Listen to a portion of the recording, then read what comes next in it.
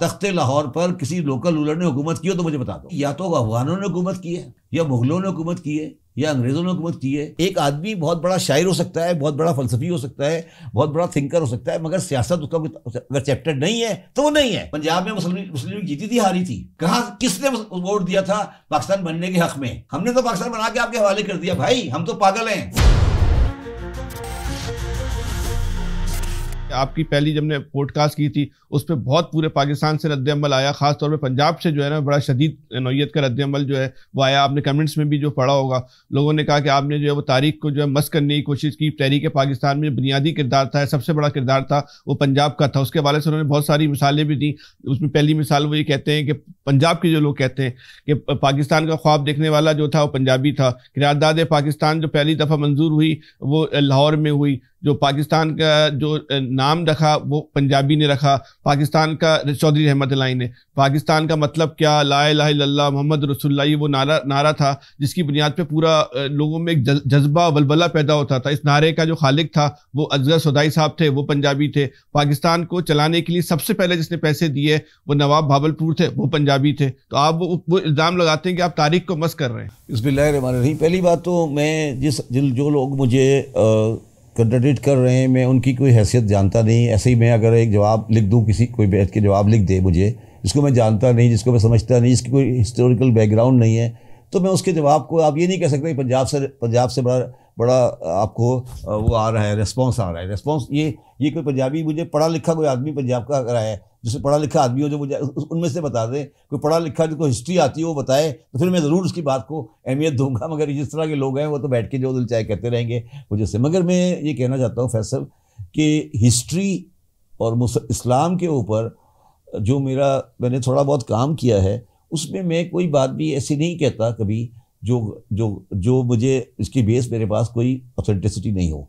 दूसरी बात, पंजाबी और नॉन पंजाबी की बात यह है कि शायद मेरी जायदाद और मेरा रिलेशन पंजाब में उन बहुत से लोगों से ज़्यादा है जो इस किस्म की बात कर रहे हैं। मेरी एजुकेशन, तालीम, सारा कैरियर वहीं गुजरा है, तो मुझे पंजाबी और नॉन पंजाबी की कहानी नहीं है। मैं सिर्फ ये बता रहा हूँ, मैंने कुछ हिस्टोरिकल फैक्ट्स बयान किए थे और वो हिस्टोरिकल फैक्ट्स में अब आपको क्लैरिफाई कर देता हूँ। अब आ जाते हैं पहले अल्लामा इकबाल के ऊपर।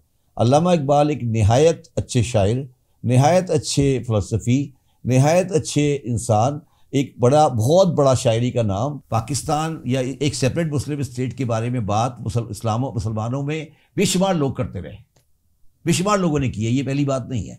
और ये जो नॉर्थ वेस्टर्न इंडिया को सेपरेट करने वाली बात है, इसका जो खालिक है, ये खालिक अल्लामा इकबाल नहीं है, इसके पीछे एक पूरी फ़लसफ़ा है। और इसके लिए आपको शौक़ है तो जाकर किताब पढ़ लें, जसवंत सिंह की या आयशा जो है इनकी किताब, आयशा जलाल की किताब पढ़ लें, आपको बिल्कुल समझ आ जाएगा। एक आदमी बहुत बड़ा शायर हो सकता है, बहुत बड़ा फलसफी हो सकता है, बहुत बड़ा थिंकर हो सकता है, मगर सियासत उसका अगर चैप्टर नहीं है तो वो नहीं है। अगर शब्बर ज़ैदी इकोनॉमिस्ट है या हिस्ट्री जानता है, उसका मतलब ये नहीं है कि वो सर्जन भी है। वो बेचारे एक बड़े डाउन टू अर्थ इंसान थे। मैं तो कह रहा हूँ उससे बड़ा इंसान नहीं पैदा हुआ शायद कभी।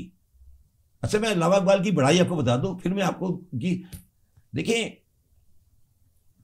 पर्शियन ज़बान में 4 ऐसे इंडियन शायर हैं जो कि इंडियन है और पर्शियन में उनको शायर समझा जाता है बहुत ग्रेट। वो इंडिया में नहीं रहे, सॉरी पर्शिया में कभी, ईरान में कभी नहीं रहे, मगर वो पर्शियन शायरी की अथॉरिटी हैं। उनमें एक आदमी है जिसका नाम है अबुल फजल और उनके भाई फैजी, जो अकबर के 9 रतन थे। दूसरा आदमी का नाम है अमीर खुसरो, तीसरे आदमी का नाम है असदुल्ला खान गालिब, और चौथे आदमी का नाम है अल्लामा डॉक्टर मोहम्मद इकबाल।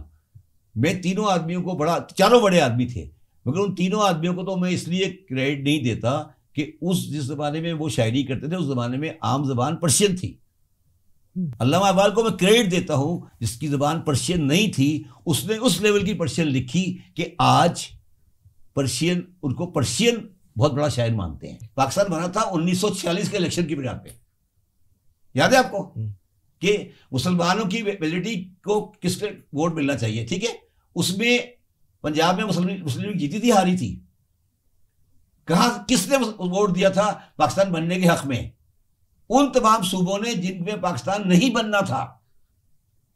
हमने तो पाकिस्तान बना के आपके हवाले कर दिया। भाई हम तो पागल हैं, हमने बनाया पाकिस्तान। उन सूबों ने बनाया है जिनका जो पाकिस्तान में नहीं आने वाले थे, उन सूबों में मुस्लिम लीग को 97% वोट मिले थे, और जो सूबे पाकिस्तान में आने वाले थे उसमें फ्रंटियर में मुस्लिम लीग हार गई, सिंध में मुस्लिम लीग बराबर वोट पर आई, पंजाब में माइनॉरिटी गवर्नमेंट बनी, जिस वक्त 47 का पार्टीशन हुआ उस वक्त मुस्लिम लीग की गवर्नमेंट नहीं थी पंजाब में। सर इफ्तिखार हुसैन ममडूद का क्या रोल था? मुस्लिम लीग की जो एग्जीक्यूटिव कमेटी थी उसमें क्या रोल था इनका, बता दें मुझे, क्या पोजीशन थी इनकी? आप सर जफरुल्लाह खान थे, उनका ताल्लुक पंजाब, जफरुल्लाह खान थे, क्या थे ठीक है। देखिए जफरुल्लाह खान एक उन्होंने बनाया, उनका कोई पॉलिटिकल रोल नहीं है, उनका पाकिस्तान बनने में कोई पॉलिटिकल रोल नहीं है, कायद-ए-आज़म ने बना के आके बाद में वज़ीर ख़ज़ाना बना दिया, ठीक है, डस्के के MNA थे, ठीक, फेयर एनफ, उसमें कोई बड़ी बात नहीं है, उसमें क्या बड़ी बात है? वो तो गुलाम अहमद साहब भी आगे थे जो बाद में गवर्नर जनरल बन गए, वो किस खाते में आए थे? चौधरी मोहम्मद अली किस खाते में आए थे? बताए ना मुझे। ये सारे जो बाद में ब्यूरोक्रेसी आई, चौधरी मोहम्मद अली साहब आए, ये गुलाम अहमद साहब आए, ये किस खाते में आए थे? ये कहाँ से आए थे? किसने इलेक्ट किया था इनको? गुलाम अहमद साहब जो गवर्नर जनरल बने थे, इनको किसने कभी इलेक्शन लड़ा था उन्होंने? चौधरी मोहम्मद अली साहब ने इलेक्शन लड़ा था? तो मुझे आप मेरे साथ आप कभी हिस्ट्री ऑफ पंजाब की जो आप अक़लियती सूबों की, अक़लियती इलाकों की जो बात कर रहे हैं, तो वो अक़लियती इलाके हमारे बड़ों ने पाकिस्तान बनाया है।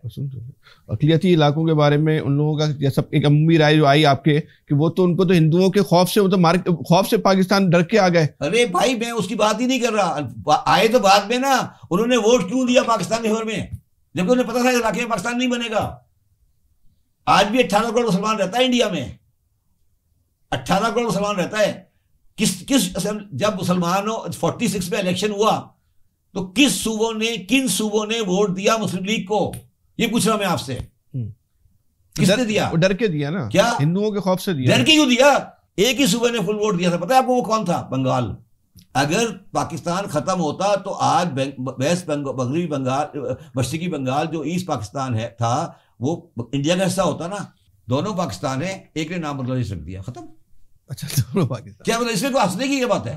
और तुम इसको सीरियस क्यों ले रहे हो इतना? मतलब इसमें कौन सी ऐसी रॉकेट साइंस है? अच्छा, अब जो पाकिस्तान है उसका ब्रांड कहाँ है? इस्लामाबाद में, पिंडी में, कहाँ पर है? किसके पास ब्रांड है? कौन है उसका मालिक ब्रांड का? अवाम है। अवाम का? अवाम मालिक। कौन सी अवाम?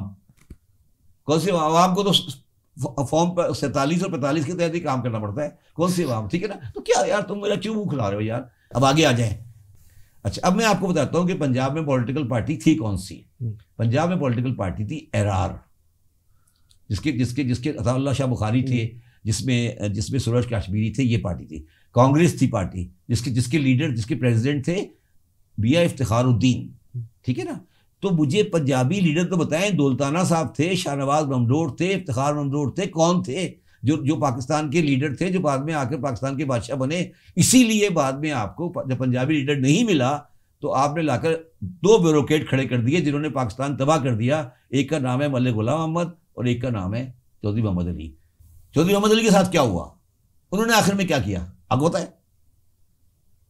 उन्होंने बना ली निज़ाम इस्लाम पार्टी और जाके मर्जर कर लिया जमात इस्लामी के साथ। आखिरी कील उन्होंने ठोक दी। वो क्या थे? वो कहां से आए थे? कौन सी अथॉरिटी थी उनके पास हुकूमत करने की? बताए ना मुझे, जरा समझाए ना जरा मुझे। तो यार देखो, बात सुनो, ये जो अच्छा, ये प्रॉब्लम पंजाब का नहीं है। ये जो इलाका जिसको आप इंडस वैली कहते हो ना, ये इंडस वैली है। इसमें कभी लोकल रूलर नहीं आया। अच्छा, इसमें या तो अफगानों ने हुकूमत की है, या मुगलों ने हुकूमत की है, या अंग्रेजों ने हुकूमत की है। लोकल रूलर यहां सिर्फ पंजाब के इलाके में सिर्फ 2 पैदा हुए हैं, एक महाराजा रंजीत सिंह और एक हमारे मरहूम ज़िया-उल-हक। कोई लीडर बता दो मुझे। और एक हमारे थोड़े बहुत आजकल जो आ गए मियां नवाज शरीफ। और तीनों की करेक्टर को मैं आपको तो मैं बयान कर देता हूं। आप बता दो, इसके अलावा कभी लोकल रूलर लाहौर पे रहा हो तो मुझे बता दो। कभी तख्ते लाहौर पर किसी लोकल रूलर ने हुकूमत की हो तो मुझे बता दो। सब अफगानिस्तान से आते थे, काबुल से, दिल्ली से, काबुल से, दिल्ली से, काबुल से। ये है या नहीं है? तो फिर आप क्यों मुझे वो खुलवाना चाहते हो मैं तो वो कुछ जानता हूँ जो शायद पाकिस्तान में कम लोग जानते हैं। मैं इसलिए क्योंकि मैंने इसको बड़ी डिटेल में पढ़ा है। मैं एक एक गांव, एक एक कस्बे का आपको बता सकता हूँ कि ये किसका है, कहाँ से आया, किसने कब्जा किया, किसको मिला था। अच्छा, अब आ जाए नवाब बहावलपुर के ऊपर। हाँ। नवाब बहावलपुर वाली बात भी सही है, उन्होंने भी सपोर्ट की, मगर पाकिस्तान बनने के बाद जिस आदमी ने पैसे दिए पाकिस्तान के लिए वो हैदराबाद दक्कन वाले थे। अच्छा, ठीक है। दूसरी बात जिन्होंने पैसे दिए वो हबीब वाले थे। तीसरे पे जिन्होंने पैसे दिए वो आदमजी दाऊद थे जिन्होंने पैसे दिए। तो ये बहावलपुर वाली कहानी भी मैं आपको किसी वक्त आके पूरा एक्सप्लेन कर दूंगा, बहावलपुर वाली कहानी क्या है। इस सवाल को तफसील से बताएं, किन किन लोगों ने पैसे दिए, वो कौन कौन लोग थे, उनका ताल्लुक? नहीं, ये जरूर है कि उन्होंने कहा कि हम अगर करेंसी में होगा हम सपोर्ट करेंगे, मैं डिसएग्री नहीं कर रहा, मगर ये कहना कि वो सोल्ड सपोर्टर थे ये गलत है, मैं ये कह रहा हूँ। नहीं, सही है। कौन कौन, किन किन लोगों ने दिया? बिल्कुल दिया। नहीं, और कौन कौन लोग थे आप तफसील? मैंने बताया, हबीब ग्रुप फैमिली थी, आदमजी फैमिली थी, जो आदमजी फैमिली इन्होंने दिया, राजा साहब महमूदाबाद ने दिया और निजाम हैदराबाद ने दिया। इनका ताल्लुक कहाँ से था जी? किस खत्ते से था? कोई भी इस इलाके का नहीं था, सब कराची से इनका ताल्लुक सबका था। कराची में आए थे, सब हिजरत करके आए थे। हाँ, सब हबीब वाले बॉम्बे से आए थे, आदमजी दाऊद बांटवा से आए थे, राजा साहब महमूदाबाद लखनऊ से आए थे, हैदराबाद वाले आए नहीं कभी। और पैसे दिए? फिर भी पैसे दिए। अच्छा, आज भी कराची सदर के अंदर उनकी बेशुमार प्रॉपर्टी है जो आपने कब्जा की हुई है, हैदराबाद वालों की, आज भी है। सदर के अंदर बेशुमार प्रॉपर्टी है जो हैदराबाद के ट्रस्ट की है। अच्छा जी, हैदराबाद कॉलोनी नहीं है जेल के पास, वो क्या है, वो इन्हीं की तो है, वो उनकी तो है और किसकी है। अच्छा, एक देखिए, अब ये वो चीजें नहीं है, इन पे बात नहीं करें, फायदा कोई नहीं है।